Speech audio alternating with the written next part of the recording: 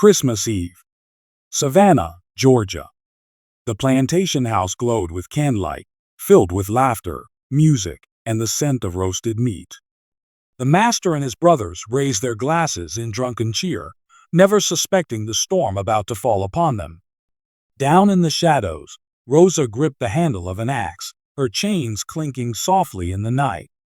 With every heartbeat, her rage grew. And when she finally stepped into that hall, blood and fire replaced the feast of joy forever. Savannah in the early 1830s was a place of both beauty and cruelty. Spanish moss hung heavy from ancient oaks, the river shimmered with the light of cargo ships, and the streets echoed with the trade of cotton, the wealth that fueled the city's grandeur. But beneath that polished surface lay the agony of thousands of enslaved people. Among them was a woman history would remember only as Rosa. Rosa had been born into bondage, though no written record marked her birth. Her life, like that of so many others, was considered nothing more than property, entered in account books and auction lists. She never had a birthday, never had a childhood of freedom. From the moment she opened her eyes, her fate was chains. As a young girl, Rosa was separated from her mother. She remembered little of her, only a lullaby hummed in the darkness of a cabin and the warmth of arms that were torn away too soon. Her mother was sold to another plantation upriver. That wound never healed. It was the first lesson Rosa learned. In slavery, nothing belonged to you, not even family. By her teenage years, Rosa had been placed on the sprawling Cummings plantation outside Savannah. It was one of the largest estates in the region, owned by the four Cummings brothers, Edward, Jonathan, William, and Thomas. Together, they held hundreds of men, women, and children in bondage. Cotton fields stretched to the horizon, white tufts swaying in the humid Georgia breeze. The plantation's wealth was immense, but its foundation was human misery. The Cummings brothers were each cruel in their own ways. Edward, the eldest, carried himself like a king. He was quick to anger, proud, and obsessed with control. He demanded respect from all, especially from those he enslaved. A crooked smile often preceded his punishments. Jonathan, quieter, was methodical in his cruelty. He rarely shouted, but his punishments were calculated, precise, and merciless. William, the youngest, was reckless. He drank heavily, cursed loudly, and often forced women into his quarters under the cover of night. Thomas, though less visible, was the coldest of all. His silence carried menace, and his glares could freeze a room. Together, the four created a household of terror. Rosa worked inside the main house as a domestic slave. Many envied this position, for it spared her from the blistering sun and endless cotton picking in the fields. But Rosa knew the truth. Inside work was its own prison. Every mistake was seen. Every word was judged. Every step had to be perfect. She rose before dawn each day, scrubbing floors until her hands bled, polishing silver that never lost its shine, washing the clothes of the masters, preparing meals she would never taste. She carried heavy buckets from the well until her shoulders ached. She lit candles, served drinks, and bowed her head whenever spoken to. To the Cummings brothers and their mistress, Eliza, Rosa was not a person, she was an object, a tool to be used until broken. The mistress, Eliza, was no softer than the men. She ruled the women of the household with scorn and suspicion. She often accused Rosa of stealing food or fabric, punishing her for imagined crimes. Rosa was forced to kneel on the wooden floor for hours, sometimes with a broomstick balanced behind her knees, her muscles screaming in agony. Meals were another cruelty. The masters dined on roasted meats, pies, and wine, while Rosa and the others often survived on scraps of cornmeal or beans. She carried platters to the grand dining table, the smell of rich food filling her nostrils, yet she knew none of it would ever pass her lips. Hunger was her constant companion. The overseer, a man named Harlan, made sure the plantation ran under the lash. He delighted in punishment. His whip cracked across backs daily, tearing skin and spilling blood. Rosa still bore scars from his leather, hidden beneath her dress. Christmas, for Rosa, was the cruelest season of all. While the masters celebrated with music, gifts, and feasts, the enslaved were given little more than bitter reminders of their chains. Sometimes a ration of molasses or a small cut of pork was handed out, not as kindness, but as a performance of false generosity. The masters toasted to their fortunes while the enslaved sang mournful songs by firelight outside, clinging to scraps of hope. And yet, despite everything, Rosa carried within her a spark of defiance.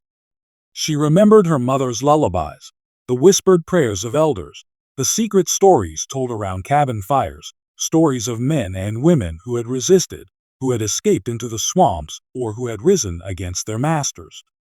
Her spirit had not been broken, but it was tested daily.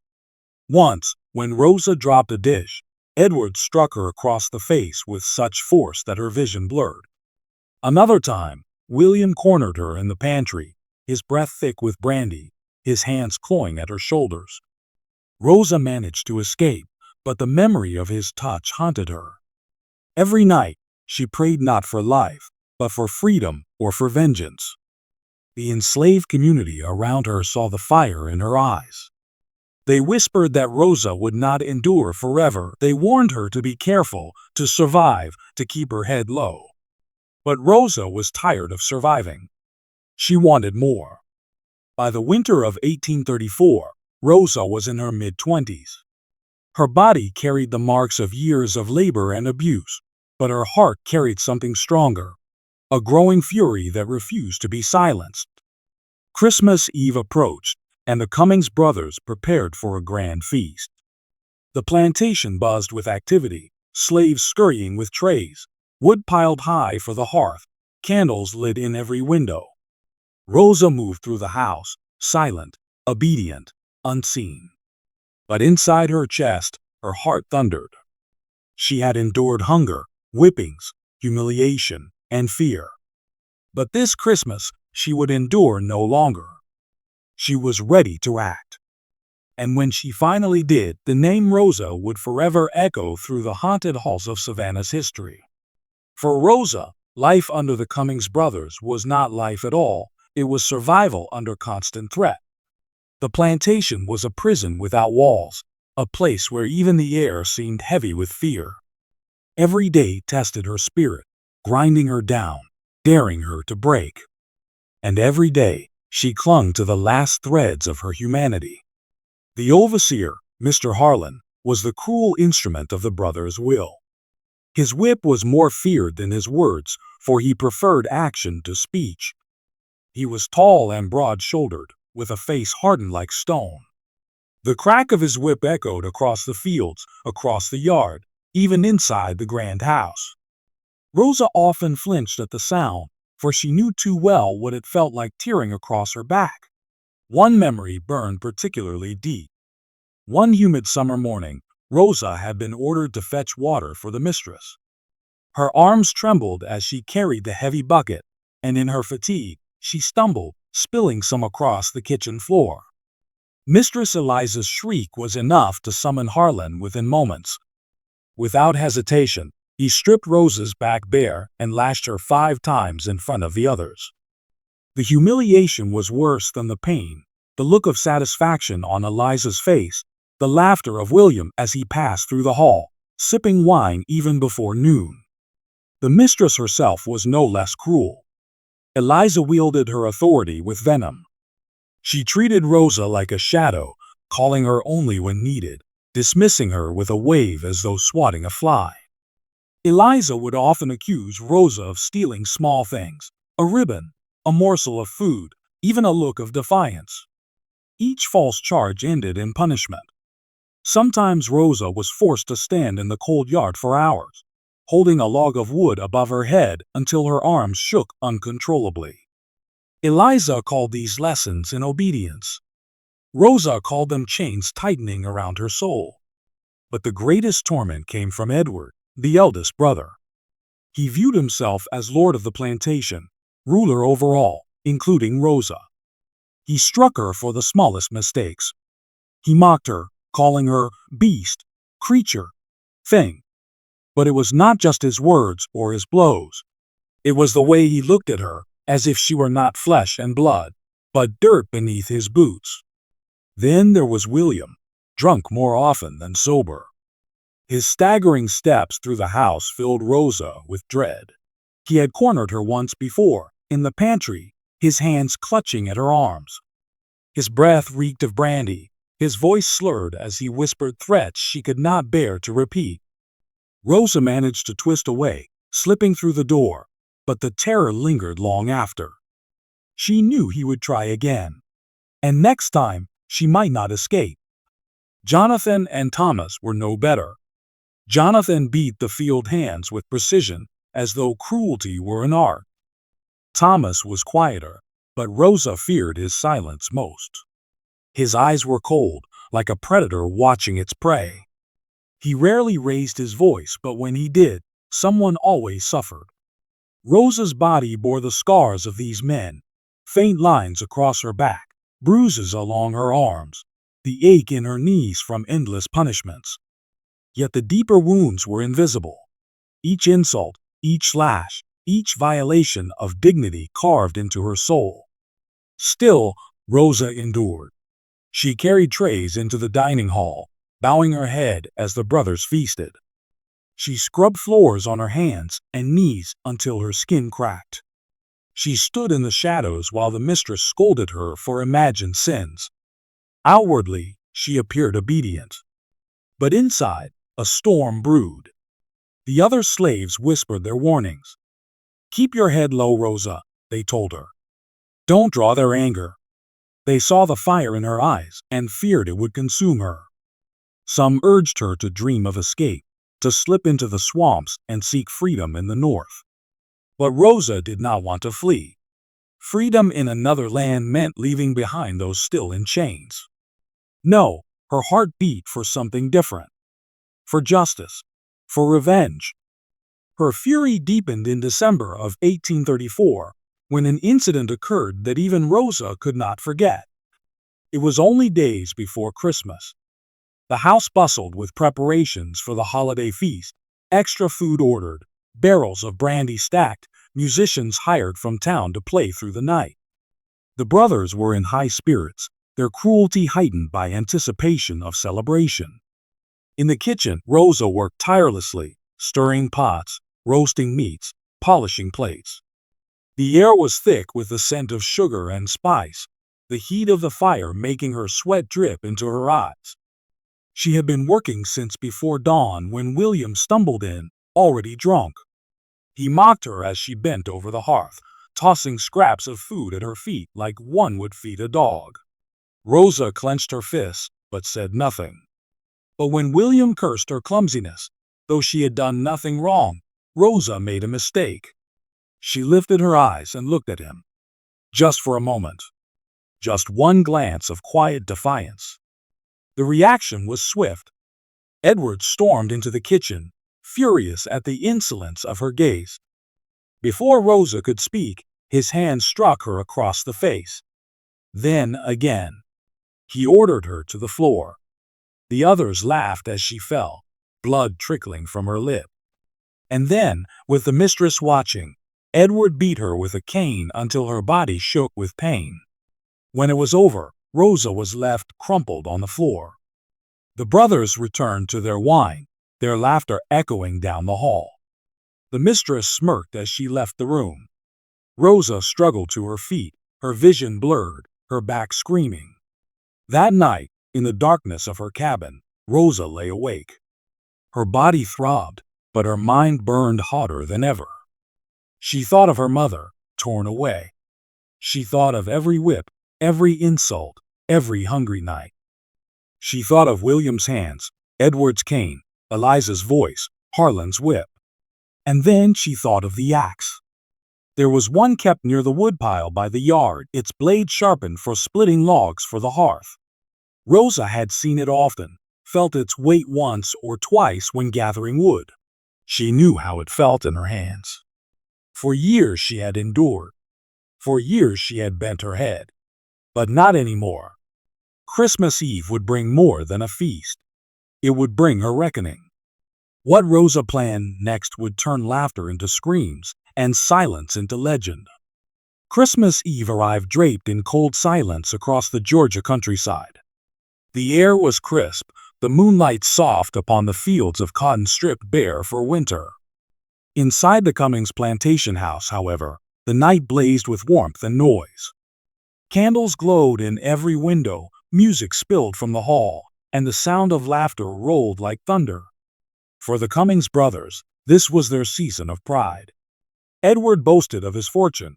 Jonathan spoke of future plans for expansion. William shouted drunken songs, and Thomas sat brooding with his cup of brandy. The grand dining table groaned beneath platters of roasted turkey, glazed ham, candied yams, and pies. Crystal glasses clinked, silver shone, and the brothers reveled in the illusion of eternal power. But just beyond the glow of the candles, in the shadows of the yard, Rosa waited. Her duties that day had been endless. She had risen before dawn to scrub, to cook, to carry wood, to polish silver, to serve drinks. Her body was sore, her face still swollen from Edward's last beating. Yet beneath the weight of exhaustion burned something far greater, rage. A fire so strong it could no longer be contained. While the brothers drank themselves into a stupor, Rosa slipped away under the pretense of fetching more wood for the fire. Her bare feet padded across the frosted earth. The cold bit her skin, but she barely felt it. Her breath came out in sharp clouds. Her eyes, usually lowered in submission, now glowed with something far more dangerous. At the woodpile leaned the axe. Its wooden handle was rough, worn smooth in places from years of labor. Its blade glinted faintly in the moonlight, honed sharp by hands that never imagined what it would soon cut. Rosa wrapped her fingers around it. The weight settled into her palms, solid and heavy, yet strangely familiar. For a moment she stood still, the axe trembling slightly in her grip. Her heart thundered. She could hear the muffled roar of laughter inside the house. She could smell the roasted meats and sweet pies, scents that mocked her hunger. She could almost see, through the window, the brothers raising their glasses, their faces flushed with brandy. Doubt flickered. If she acted, there would be no turning back. If she swung this axe, the world would change forever. She might be hanged, burned, buried alive as punishment. And yet, what was life if it remained in chains? She remembered her mother's face, dim in memory, but sharp in her heart. She remembered the lullabies, the whispered prayers. She remembered the scars on her back, the laughter of Edward, the grasping hands of William, the cold stare of Thomas, the sneer of Eliza. She remembered every humiliation, every hunger, every lash. Her grip tightened. Rosa lifted the axe. Inside, the feast raged on. Music swelled, boots stomped against the floor, glasses shattered as William knocked one over in drunken cheer. Edward's voice boomed above the noise as he bragged of how much the harvest had earned him. Jonathan calculated in his head, muttering about profits and acres. Thomas sat in silence, watching them all. None of them knew that death now stood at their door. Rosa approached the back of the house. Her chains rattled faintly with every step, the iron cuffs around her wrists and ankles a cruel reminder of her captivity. Yet tonight, those chains would not hold her down. They would be the rhythm to her vengeance. She entered through the service door.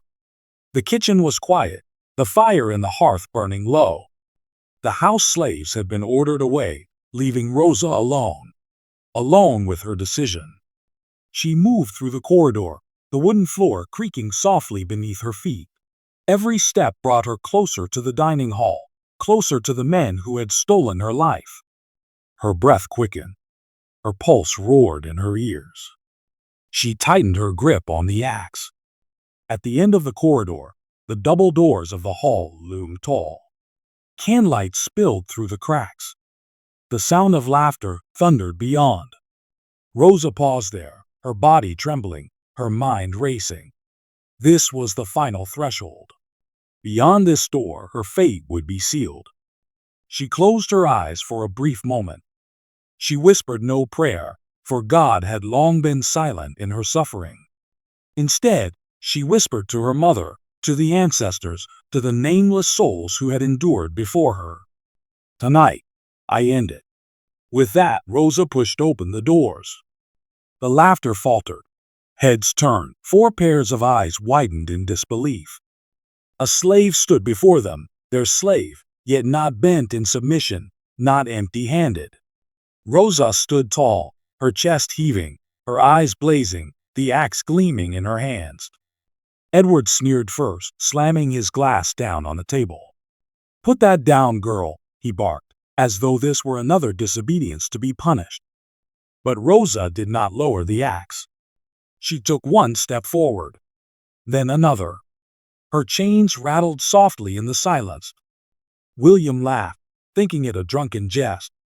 "Look at her," he slurred. "Thinking she's—" The rest of his words drowned in the fire of Rosa's scream. A scream that was not just sound, but years of suffering unleashed. A scream that made the very walls tremble. And then, with all the fury she had carried in silence, Rosa swung the axe. The blade cut through the air, through candlelight and laughter, through the illusion of power. What happened next would shatter Christmas Eve forever. The first blow came swift. The overseer, drunk and unsteady, never saw it coming. As he turned to sneer at her, Rosa raised the axe high above her head and brought it crashing down. The sound split the night, the crack of bone, the thud of a body collapsing. Blood sprayed across the polished floorboards, staining the Christmas feast with horror. The music in the parlor stopped. For a heartbeat, there was silence. Then came the screams. The master's brothers leapt to their feet, but Rosa was faster. The rage of years of torment guided her hand. She swung again, and another man fell, his laughter silenced forever. The candles flickered as chaos erupted, chairs toppled, plates shattered, voices screamed in terror. The mistress cried out for help, her voice shrill with disbelief. "Stop her! Someone stop her!" But no one moved. The slaves stood frozen in the shadows, eyes wide, watching Rosa become the weapon of their unspoken prayers. The third brother rushed at her, staggering with rage, but Rosa met him head-on.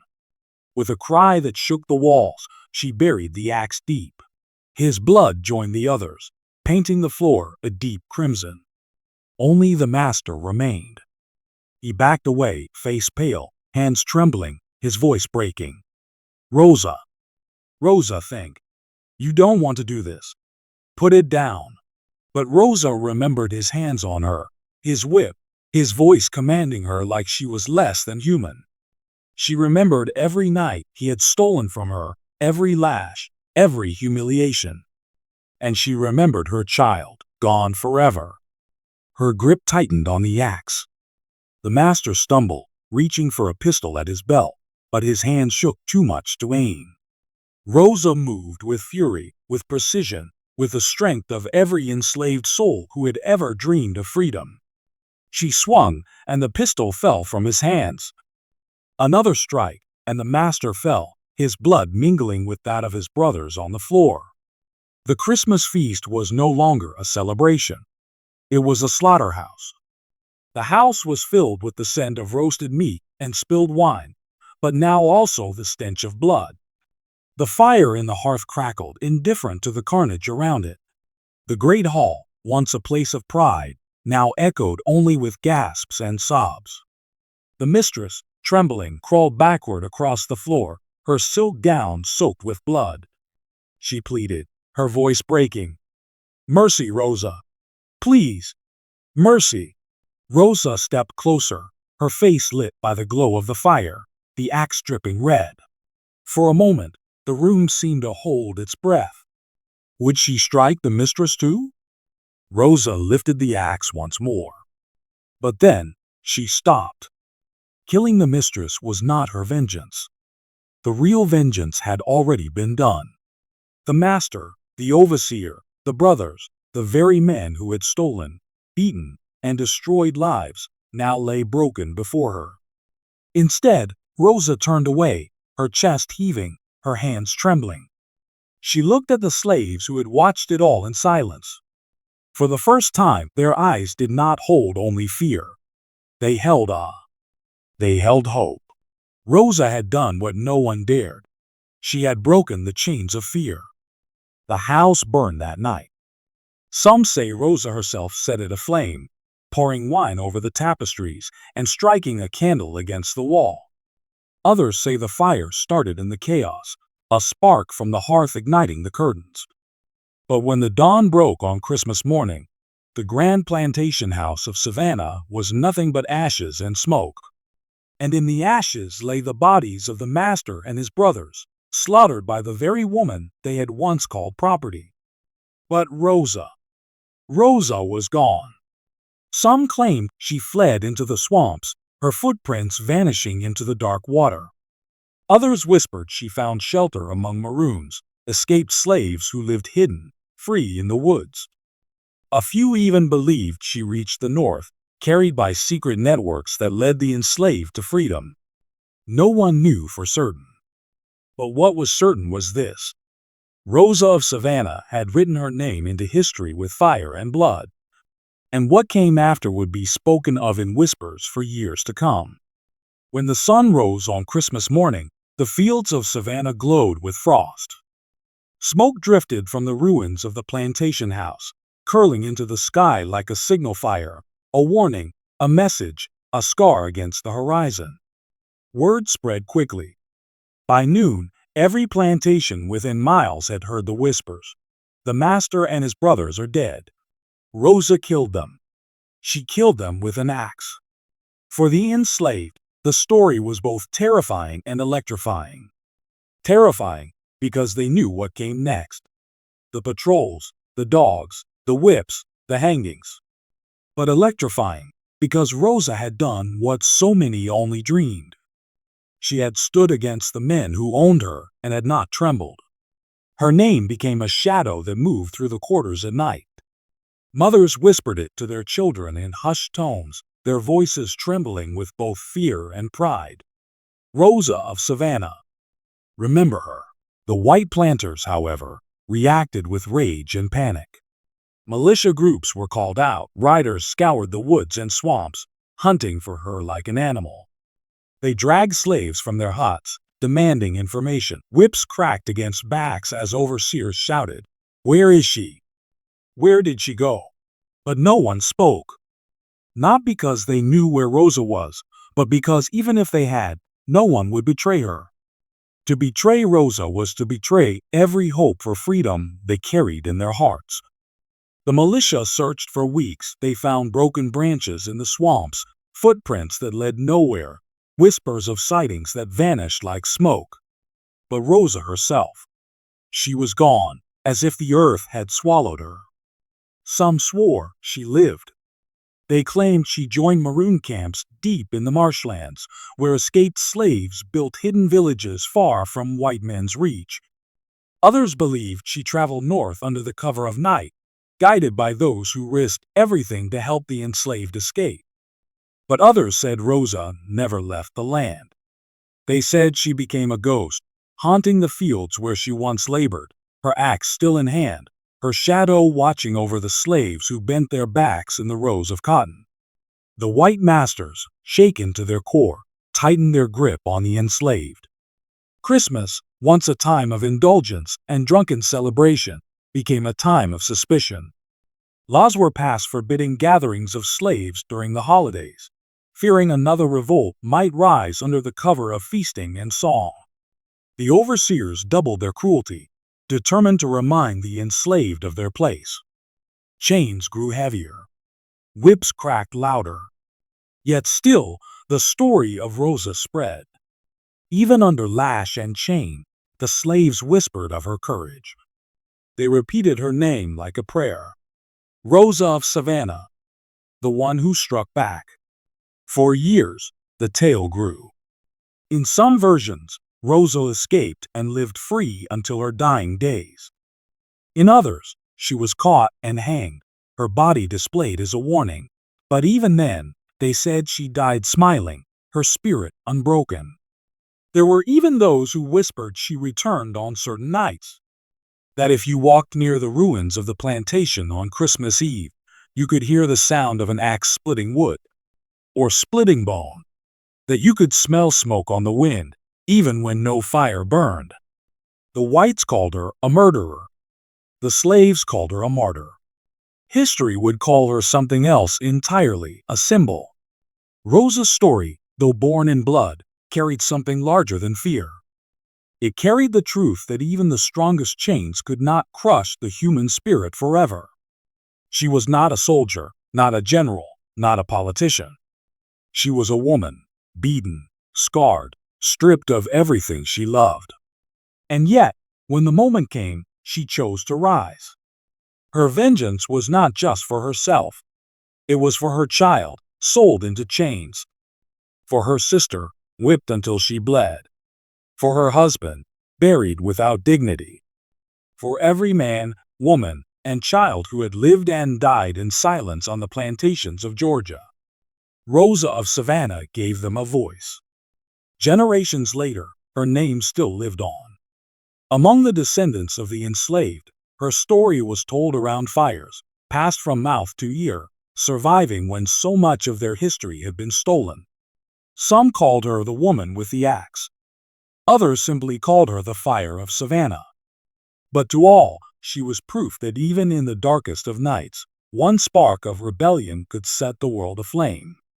And so, when the chains of slavery finally broke decades later, and freedom came at last, Rosa's story returned like a haunting echo. She was remembered not only as the woman who killed her master and his brothers on Christmas Eve, but as the woman who showed that even the powerless could wield power when their spirit refused to bow. Close your eyes for a moment and imagine that night. The fire crackling in the hearth. The feast spread out across the table. The masters drunk with laughter, certain of their untouchable power. And then, the sound of an axe rising, falling. The screams. The blood staining the polished floor. Christmas Eve, Savannah, 1830s. A woman who had nothing left to lose took everything from those who had taken all from her.